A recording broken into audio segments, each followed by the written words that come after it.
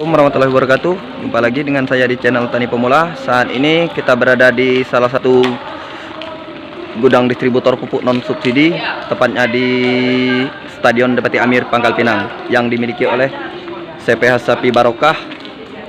Dan kita di sini mau menjelaskan sedikit unsur-unsur pupuk sekaligus fungsi dan kandungannya supaya para petani paham dan lebih mengerti, apalagi para petani pemula ya. Yuk ikuti saya. Sekarang kita mau menjelaskan pupuk Mutiara Grower ya, pupuk NPK dengan bahan kandungan plus TE ya. Jadi ini sudah jelas ya, N-nya 15, P-nya 9, dan K-nya 20. Nitrogen, fosfat, dan kalium. Jelas ini unsurnya lebih tinggi ke kalium. Sudah pasti ini pupuk untuk pembuahan ya. Ini untuk pertumbuhan, ini untuk ketahanan batang dan akar, dan ini untuk pembuahan. Dan plus TE. TE di sini sejenis nutrisi ya. Ada campurannya, biasanya kandungan TE ini ada sulfat, unsur seng, dan kalsiumnya. Sini ada tambahan-tambahan. Ya, ada boronnya ya. Oke. Dan sekaligus pupuk ini Karate Plus Boroni ya. Karate Plus Boroni ini pupuk kalsium. Ini pupuk kalsium untuk pembuahan juga. Nah, untuk mencegah kerontokan buah, bisa juga untuk kerontokan bunga ya. Karena unsur N-nya untuk pertumbuhan juga lumayan 15,5%. Untuk kalsiumnya 26%. Ini CaO ya. CaO ini kandungannya bukan kalium ya, kalsium. Kalau kalium K untuk pembuahan, ini untuk mencegah kerontokan. Dan sedikit ada tambahan B, boron atau borak. Jadi rock fosfat di sini pupuk tunggal. Pupuk tunggal yang memiliki kandungan unsur P. Merek dagangnya rock fosfat ya. Ini untuk memacu ketahanan batang dan untuk memperkuat jaringan akar ya. Jaringan akar. Jadi kalau kita melihat kondisi batangnya tidak begitu maksimal untuk pertumbuhannya, ya kita gunakan rock fosfat ini. Ini tunggal. Tunggal kita bisa melihat kondisi perkebunan kita ya, terutama di sawit ya. Untuk sawit. Ikannya lumayan tinggi, itu 27% fosfatnya. Ini kebomas. Kebomas ini kandungan NPK-nya 15 sama halnya dengan NPK wayang tadi ya. Kandungan ini biasanya pupuk pertumbuhan atau pupuk batang karena kandungannya 15 nitrogen, fosfat, dan kalium. Ini pupuk majemuk. Majemuk campurannya 3 unsur. Dan ini pupuk Oska ya, NPK Oska plus sulfur atau belerang ya, bahan nutrisi untuk tanaman kita. Ini unsurnya sama, NPK-nya 15 untuk maju pertumbuhan. Ini kemasan 25 kilo ya, NPK pupuk majemuk. Jadi di sini urea ya, pupuk urea. Urea ini pupuk N, pupuk tunggal kandungannya N, nitrogen. Nitrogen sudah pasti untuk memacu pertumbuhan. Untuk memacu pertumbuhan ini 46% ya, 46% nitrogennya. Pupuk tunggal. Jadi di sini saya mau mengulas sedikit tentang budidaya jagung ya. Kalau di Bangka Belitung otomatis dia sering ditanam jagung manis. Jagung manis di sini kalau saya pribadi untuk memacu pertumbuhan saya menggunakan pupuk urea atau N. 4 kali pemupukan sampai panen. Kenapa saya tidak menggunakan pupuk lain selain pupuk dasar ya? Pupuk dasar pasti kalau untuk penanaman jagung itu kapur sama kotoran ayam atau kotoran sapi atau kotoran kambing ya. Tapi kita gunakan itu untuk pupuk dasar.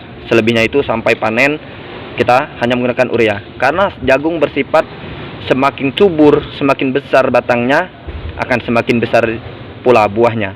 Itu yang harus kita genjot untuk maju pertumbuhan kalau jagung. Kalau yang tanaman sayuran lain ataupun hortikultura Kita nggak berani juga kan sampai panen kan, tetap ada kandungan unsur P, unsur K, kalsium, kalium tetap kita gunakan. Tapi kalau untuk jagung manis sendiri saya sudah mencoba, ya seperti itu hasilnya. Alhamdulillah besar-besar buahnya, hanya menggunakan pupuk urea ya, pupuk yang kandungan N-nya tinggi. Ini pupuk organik ya. Pupuk organik ini mungkin kita juga kadang-kadang untuk petani pemula, untuk apa sih organik? Organik jelas untuk pupuk untuk tanah, untuk memperbaiki struktur tanah yang rusak, untuk menyuburkan tanah. Karena selama ini tanaman kita terutama untuk sawit itu selalu kita menggunakan pupuk-pupuk kimia ya. Kita harus melakukan selingan untuk unsur tanahnya, yaitu kita menggunakan pupuk organik, baik kotoran ayam, kotoran sapi, kotoran kambing, itu untuk memperbaiki struktur tanah yang rusak. Perlu, sangat-sangat perlu itu. Ini pupuk Kebomas, NPK Kebomas ya, dari Petrokimia. Ini kandungan unsurnya 12622, nitrogen, fosfat, dan kalium. Sudah jelas dan sudah pasti ini pupuk untuk pembuahan. Untuk pembuahan ya.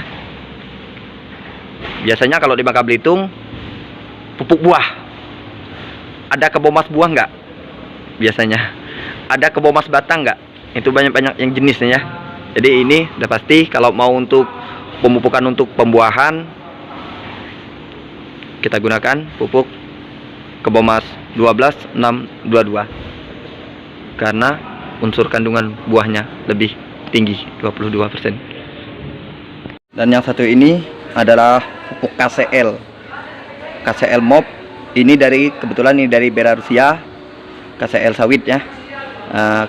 Ada yang dari Jerman juga, banyak jenis KCL ya, banyak jenis. Ini yang kita sorot ini merek dagangnya dari Belarusia ya, dari Belarusia. Jadi kandungan K-nya, kaliumnya 60%. 60% ini pasti sudah jelas ini untuk pembuahan, pupuk buah tunggal ini ya, tunggal, hanya unsur K. Beda dengan NPK. NPK itu pupuk majemuk ya, udah campuran, ada nitrogen di dalamnya, ada fosfat, ada kalium. Jadi di dalam NPK tersebut urea, fosfat, dan KCL, baik dolomit maupun kaptan, sama untuk mengurangi keasaman tanah, untuk menghilangkan keasaman tanah. Karena kenapa sangat-sangat dibutuhkan kapur ya, baik dolomit maupun Kebomas ini, kaptan ini. Karena kalau kebutuhan tanaman tinggi keasaman tanahnya, otomatis dia tidak mampu menyerap pupuk baik NPK maupun pupuk yang lainnya yang berjenis kimia ya. Karena wajib kita perbaiki tanahnya dulu. Jadi keasamannya kalau masih tinggi itu tidak perlu. Kenapa biasanya kita melakukan pemupukan rutin, tapi tidak ada perubahan untuk bagi tanaman kita tersebut? Karena keasaman tanahnya terlalu tinggi. Jadi kalau keasamannya sudah rendah atau sudah hilang keasaman tanahnya, kita gunakan kapur, ya otomatis akarnya sudah sehat. Karena kalau keasamannya tinggi, akarnya pasti sakit. Jadi yang terakhir ini NPK Mutiara, kandungannya 16 lebih tinggi dari pupuk yang lainnya ya. Kenapa NPK Mutiara lebih mahal dan lebih banyak minat para petani, terutama untuk sayuran dan hortikultura? Karena jelas ini nitrogennya 16, fosfatnya 16, dan kaliumnya 16% ya. Beda dengan NPK yang lainnya. Karena ini butirannya juga halus dan mudah larut. Terima kasih para sahabat tani. Itulah ulasan dari saya tentang pupuk-pupuk yang sering kita gunakan di dalam pertanian ya, baik sayuran maupun hortikultura dan baik dalam perkebunan ya. Itulah, mohon maaf kalau mungkin pemaparannya kurang paham dan kurang mengerti, dan biasanya yaitu pribadi saya ya, sering saya gunakan, dan itu unsurnya seperti itu ya. Jadi kalau teknis kita di lapangan ya masing-masing, apalagi ini terkhusus untuk petani pemula ya. Petani pemula biar paham. Jadi untuk memacu pertumbuhan apa, untuk ketahanan batang dan akar kita harus menggunakan pupuk apa, dan untuk pembuahan kita harus menggunakan pupuk apa. Dan berikut juga dengan kalsium untuk kerontokan, itu kita wajib paham dan wajib tahu. Apalagi kita sebagai petani pemula ya, harus bisa memilah. Terkadang kita salah menggunakan pupuk. Itu banyak terjadi di lapangan ya. Terima kasih. Salam dari saya. Wassalamualaikum warahmatullahi wabarakatuh.